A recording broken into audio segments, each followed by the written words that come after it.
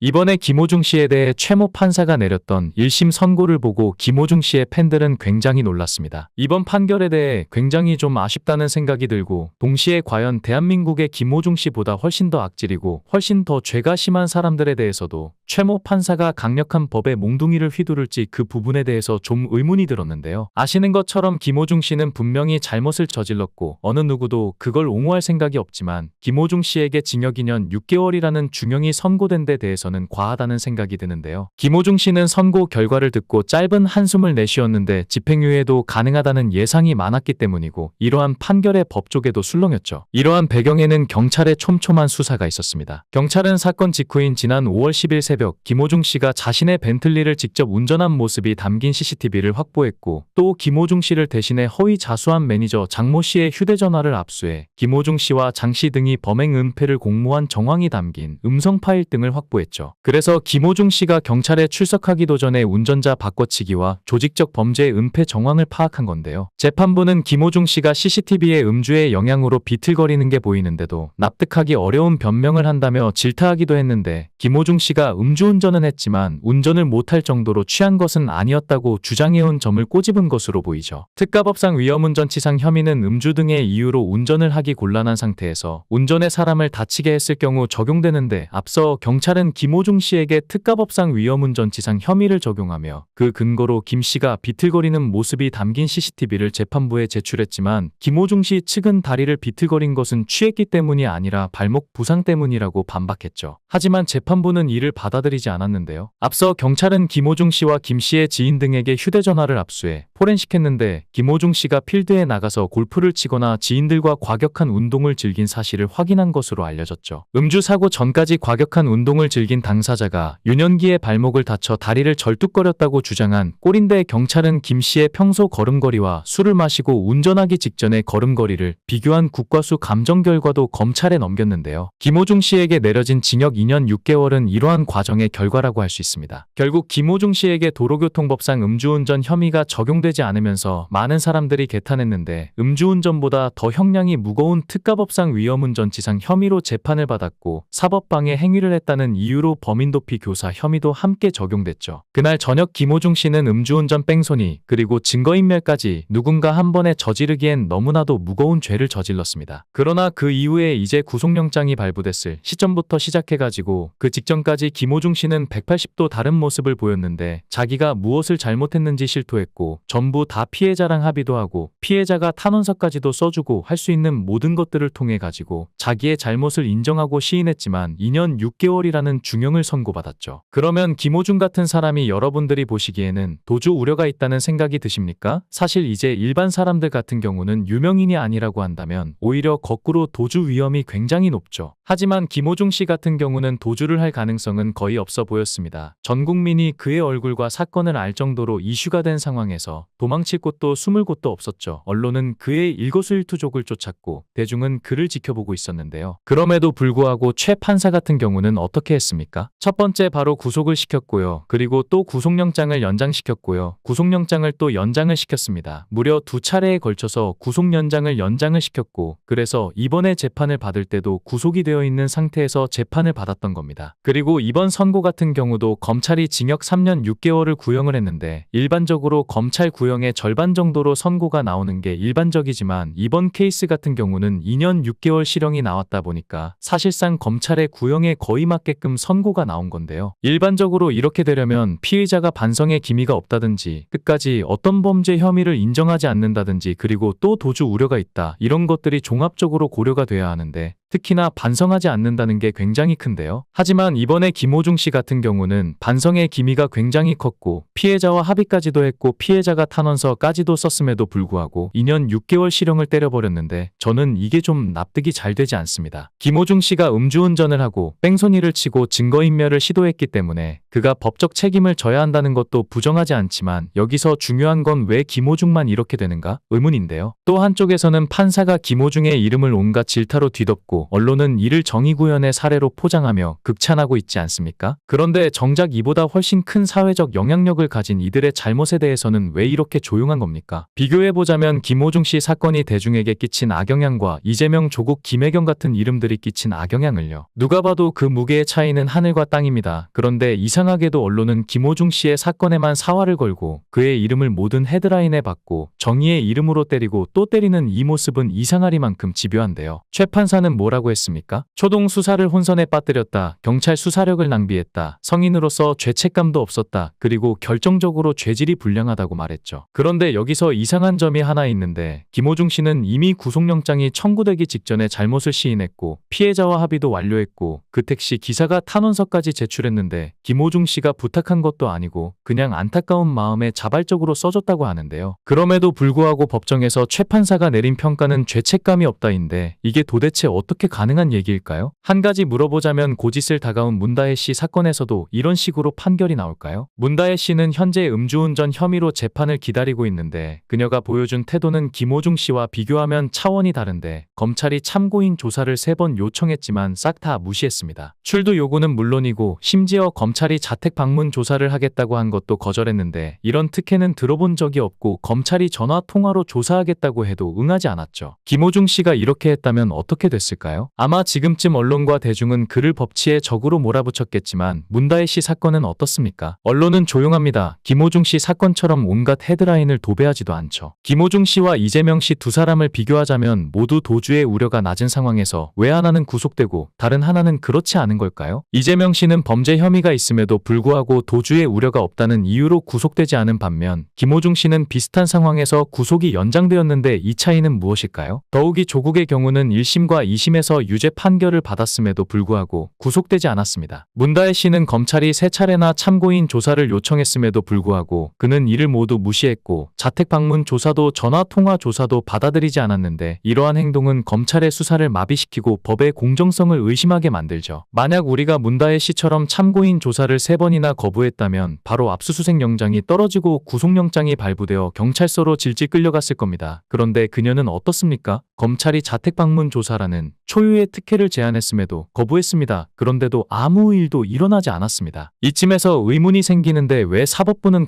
권력자들에게만 이렇게 너그러운 것일까요? 우리는 판사들에게 세금을 내며 월급을 지급하고 법의 이름으로 공정하게 판결해달라고 요구하지만 사법부는 권력자들에게 눈치를 보며 여론의 파도를 타고 있죠. 판결은 법과 증거를 기반으로 이루어져야 하는데 지금 우리는 마치 여론이 법을 움직이는 세상에 살고 있는 것처럼 보이는데요. 김호중 씨의 판결이 잘못되었다는 것이 아니라 그는 음주운전이라는 잘못을 저질렀고 이에 대한 비판은 마땅하지만 형평성에 문제가 있습니다. 여론이 집중되지 않는 더 큰 권력을 가진 사람들에게는 왜 이렇게 관대할까요? 이번 사건은 대한민국이 정말로 선진국인지 법치주의가 제대로 작동하는지 묻게 만듭니다. 김호중 씨에 대한 호불호를 떠나가지고 이번 판결 같은 경우는 인민재판의 성격이 너무 강하고 대한민국이 선진국으로서 결코 돼서는 안 되는 게 판결 자체가 여론과 권력에 영향을 받아서는 안 된다라고 하는 것. 그런데 그 영향을 받고 있음을 누구보다도 잘 보여준 케이스가 이번 케이스가 아닐까 싶네요.